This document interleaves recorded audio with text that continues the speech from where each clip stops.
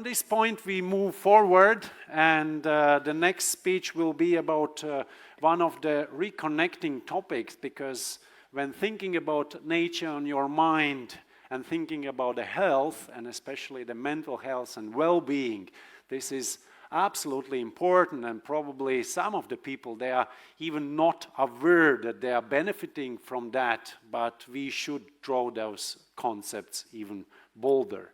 And that's why I'm inviting Dr. William Bird as one of the next speakers is already here, and he's one of the, he's a CEO of Intelligence Health and has worked in that field around the health issues and the nature, and that will be the expertise in discussing those concepts further on and afterwards the discussion. So, William Bird, the floor is yours.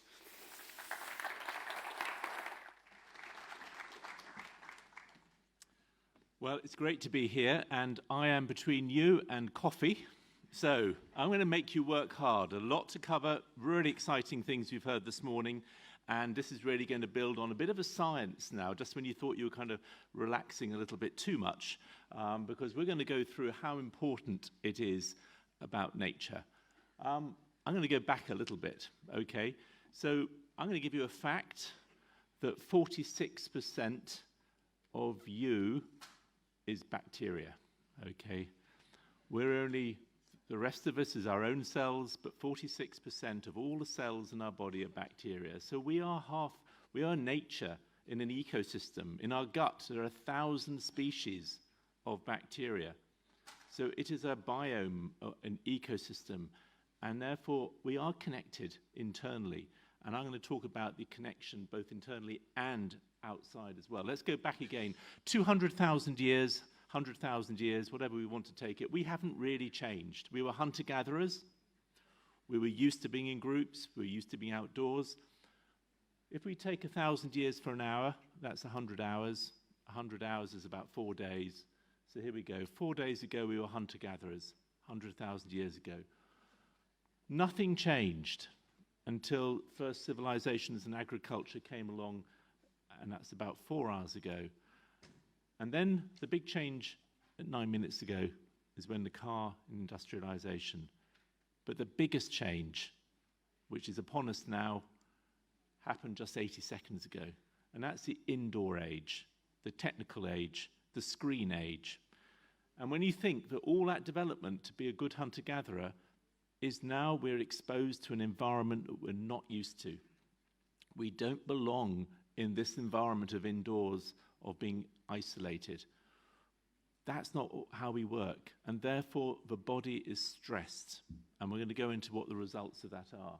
Oh, I just have to say, this is my sponsor, Fiterix. It's an incredible drug.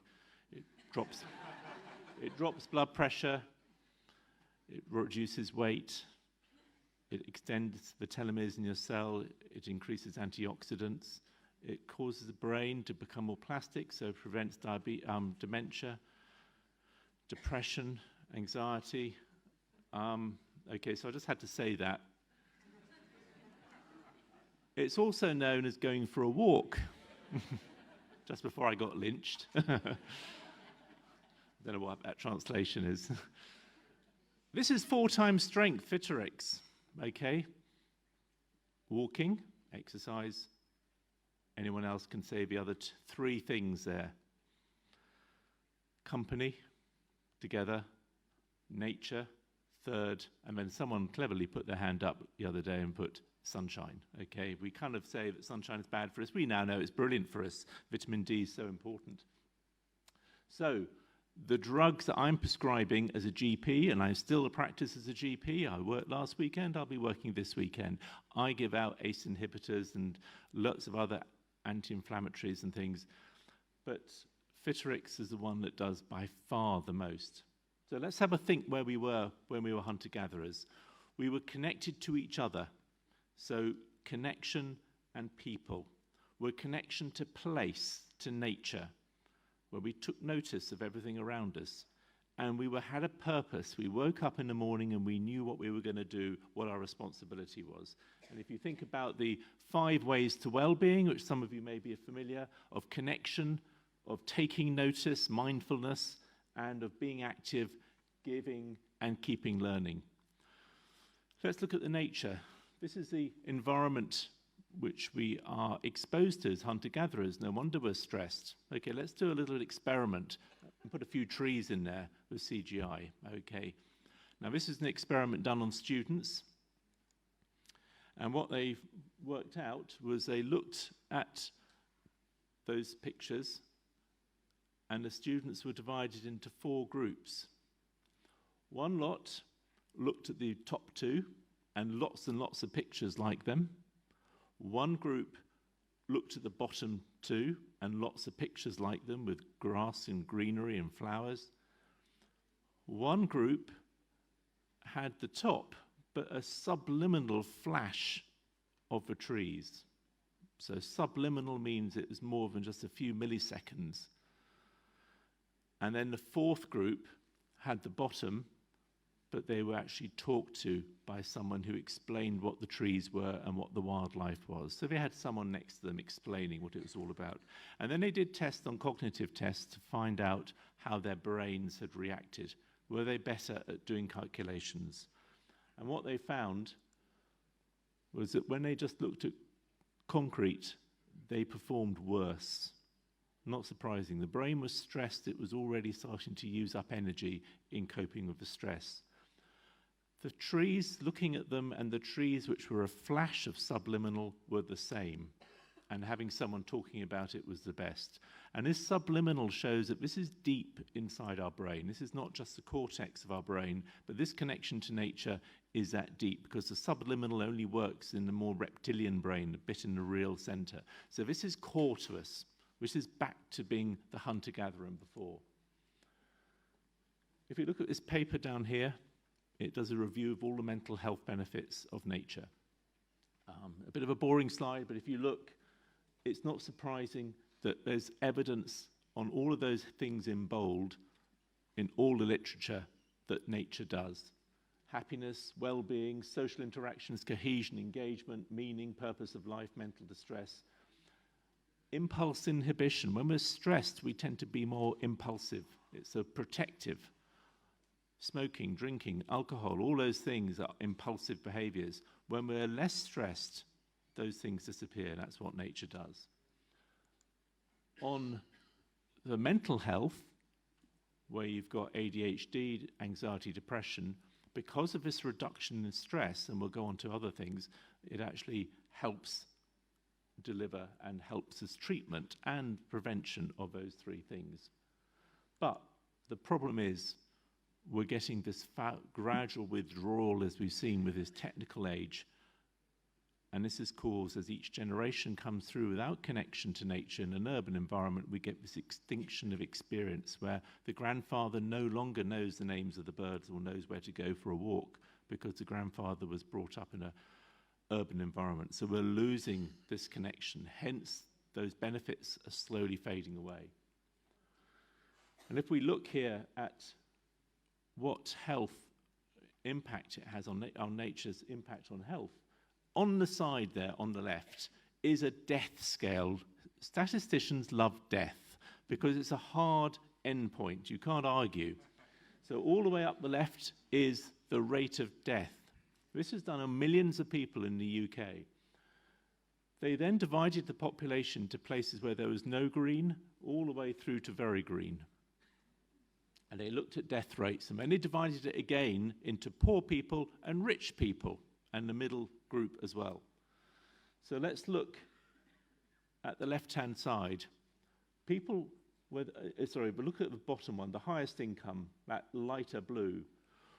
Where there was no green, all the way to very green, you see there's a very slow gradient of death. But as you get greener, that death rate goes down. The middle group, you can see that that slope is slightly steeper. And the very poor group, you see that slope is very steep. from people living no green and little green is a very high death rate, and that death rate goes down. And they've adjusted for affluence, they've adjusted for smoking, drinking, they've adjusted for many things. The difference between the rich and the poor, where there's lots of greenery, of death rate is narrow. The difference between rich and poor in the urban environment is huge. The inequalities of health is our bane of our society, and nature is one of the best ways of reducing that inequalities. Don't worry about some of the billions of dollars and euros that have gone into interventions to narrow that gap. We just plant trees, we increase nature, we bring nature into the cities and into the towns, and we will start to see that reduction in health inequalities. So we've got this problem. Instead of being connected, we're lonely. Same risk of smoking 20 cigarettes a day for heart disease, loneliness. It's dangerous. Instead of connection to nature, we're in a hostile environment. Instead of having purpose, we've got lack of control. This is today's society. Our bodies are not designed for that, so we become stressed. Our body goes into alert. It goes into fight and flight because something's not right. We're not where we were designed. We're in a new environment. We're not ready for it. Children who are stressed, and on the left there is psychological stress, and these are the stressful events on the bottom. So let's look at children who've got low stressful events in their life, like bullying or abuse or problems at home or things like that, and their constant stress. We've got a lovely butterfly just to sort of put the nature part into it. That's very well designed. You can always tell when you come to Latvia, there's technology which you didn't even know existed. So we have a low stressful events creates some stress. High stressful events in a child will create increased stress in that child. But look at the difference between when you introduce nature into that child's life, those children who've got nature.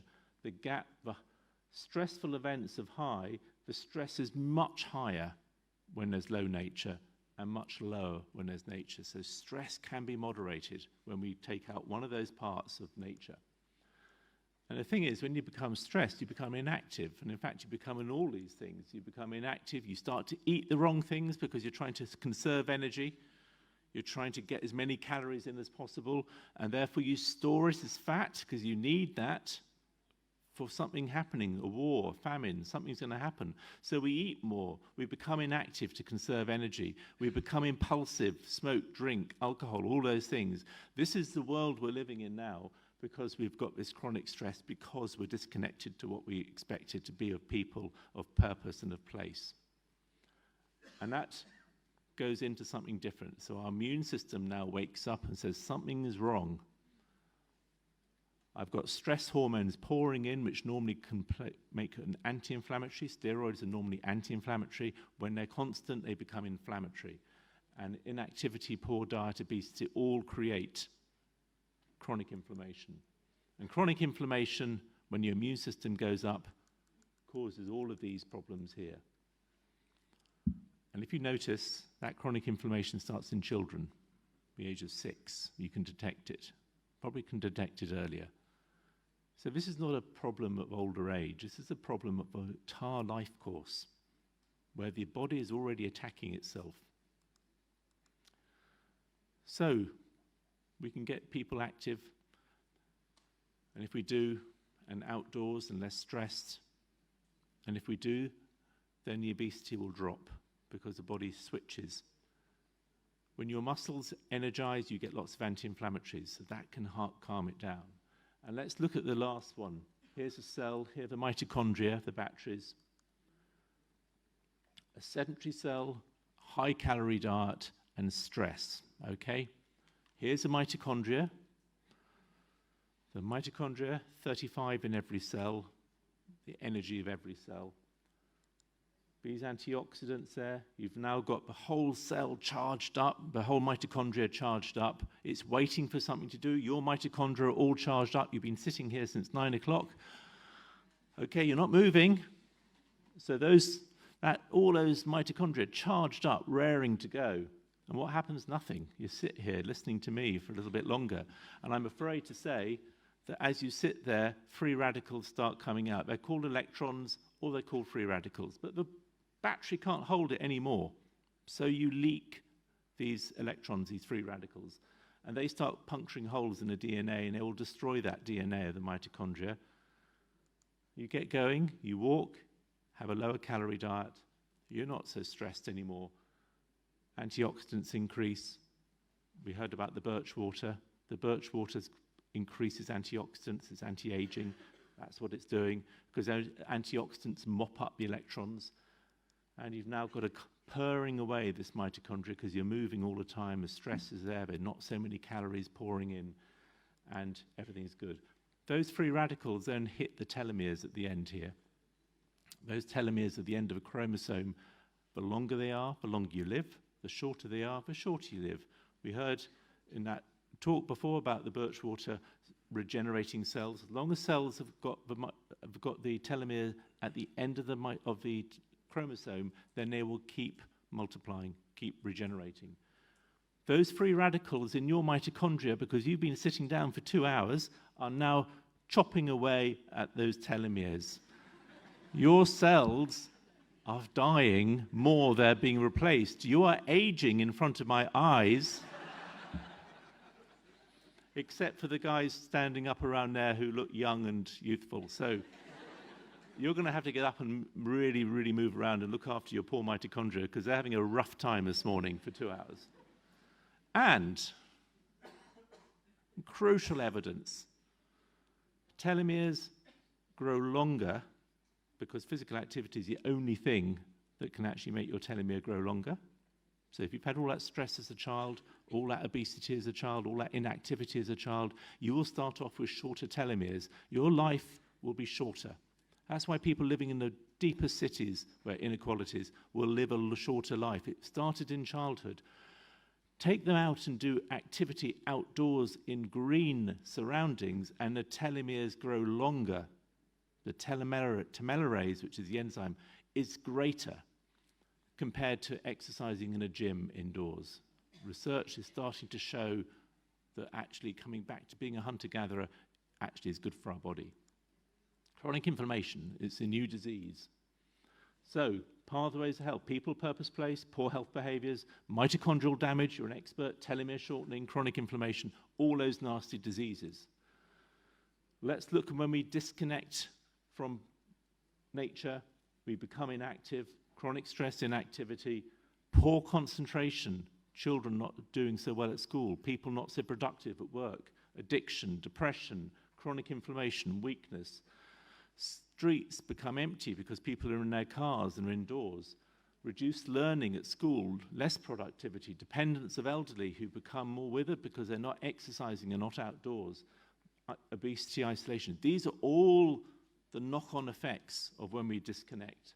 When we come through and being active, outdoors, connected, increased confidence, greater concentration in each individual, less illness, better productivity, better schools, safer streets, less dependence in the elderly. All societal problems start to fade away.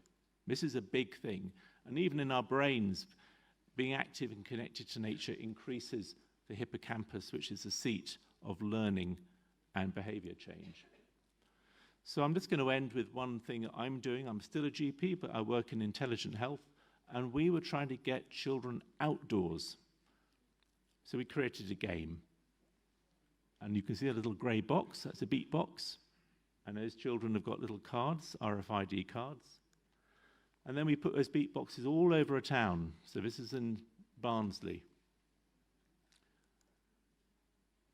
Within 1 week, we have 24,000 people playing the game in Barnsley.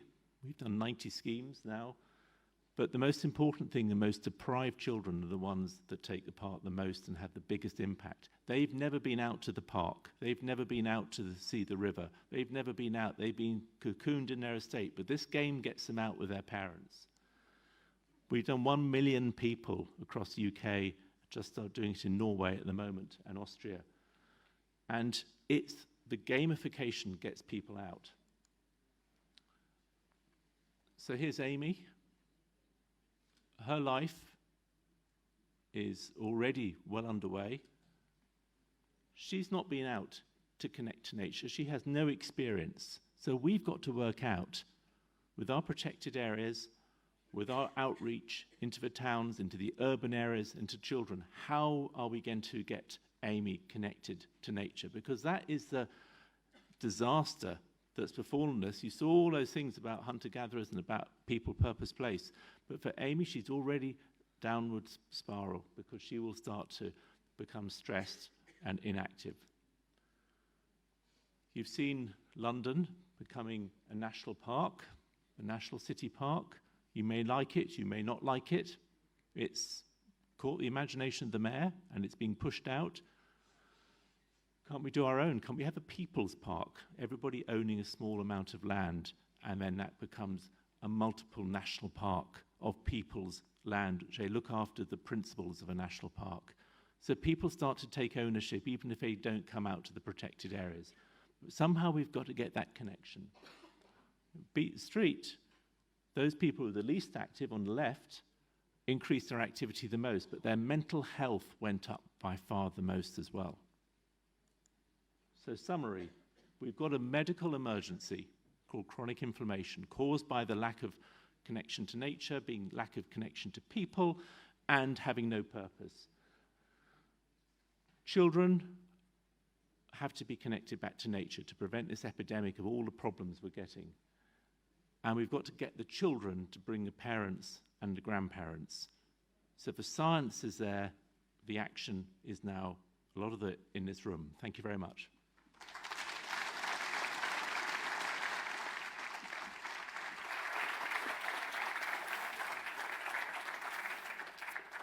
Excellent presentation with all the butterflies flying and blurring our identities that actually we are the bacteria and not Latvians or any other citizens. But at the same time, you made a very serious connections, like big challenges for nowadays life, that if you show the child who is now in an urban environment, and then we think about that very last step about the digitalization and all the screens.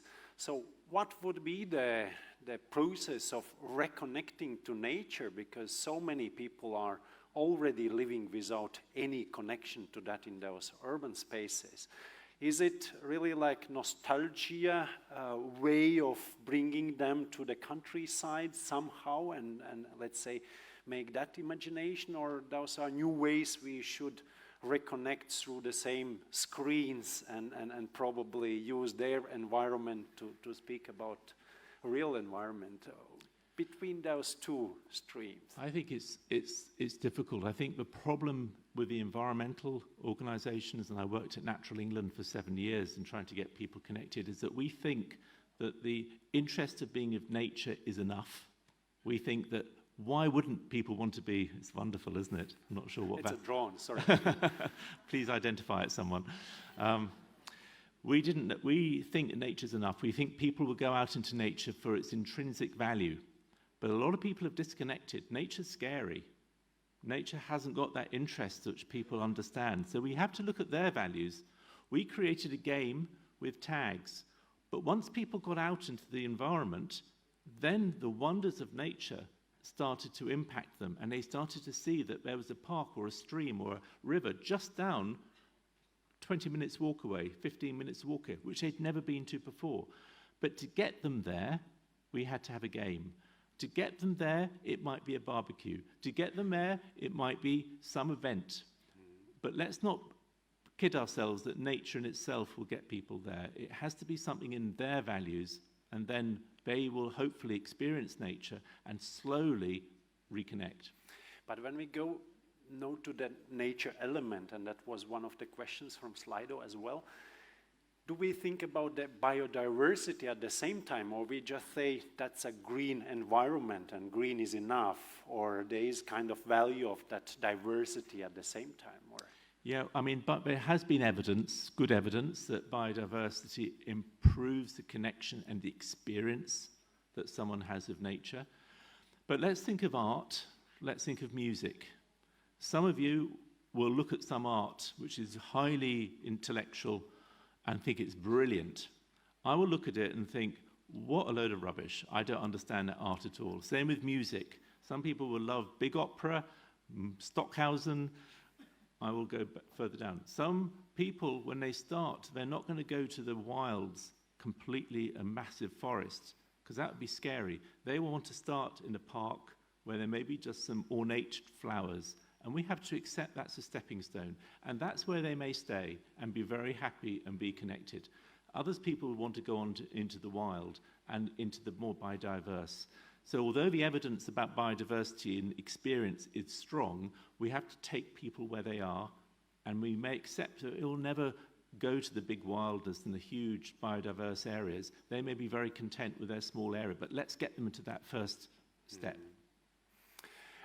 The next question you should hear whilst standing. So somebody wrote that you should stand up, and that's the reality. You should stand up and hear what is the next question. So please, I invite you to stand up. Just please look after your not mitochondria. To be very stressed, sitting in one position.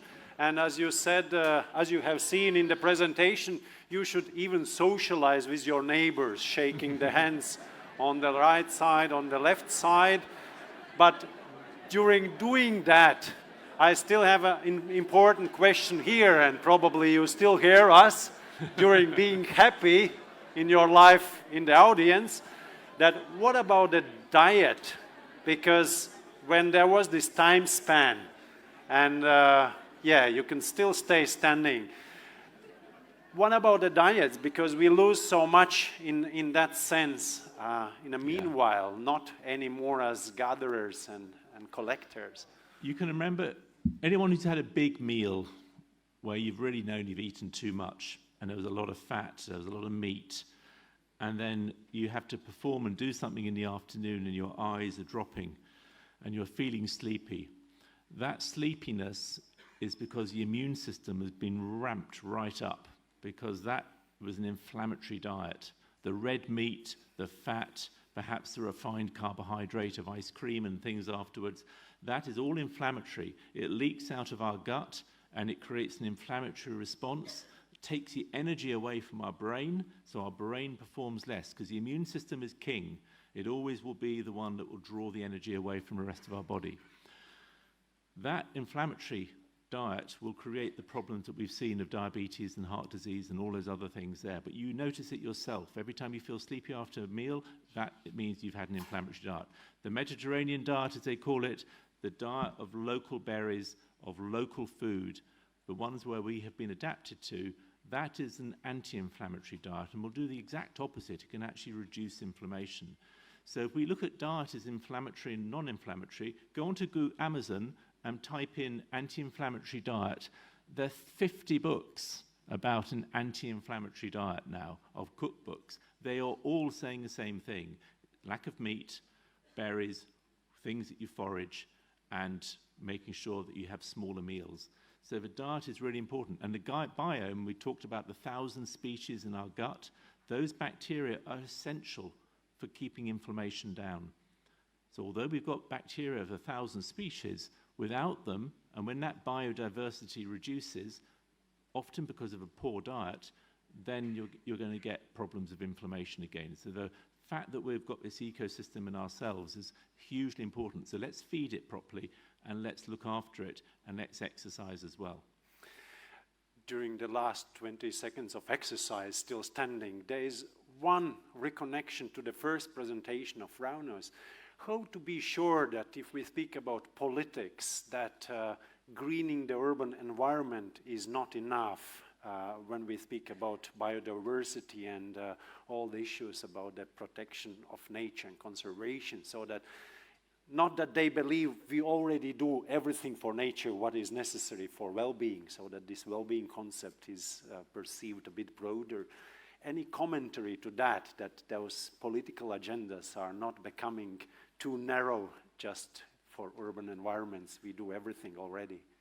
Yes, I mean, I think we have to be careful.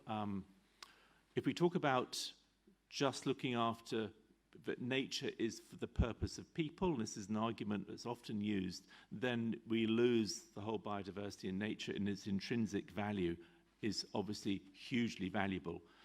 We don't want to go too far that direction. We don't want to go too far to the direction where we say nature is an intrinsic value. Let's put a big wall around it and stop people from going in there, because, of course, that may be great for some things, but not good for the politics. So this is this merging. I think for political use, we have to say children growing up now need to have the best start in life. Nobody disagrees with that. No politician would disagree with that. So let's use the fact that children growing up now need that environment to grow healthily. And we've got so much evidence about ADHD and other things and obesity to show that we need that.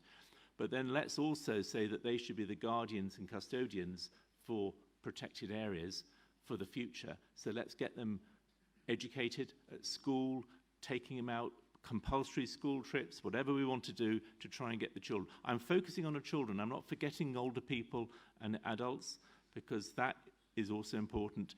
But the urgency and the political capital is very much better and easier if you put it for children, because no politician will ever argue against that. Great. So, thank you. Okay, thanks very much.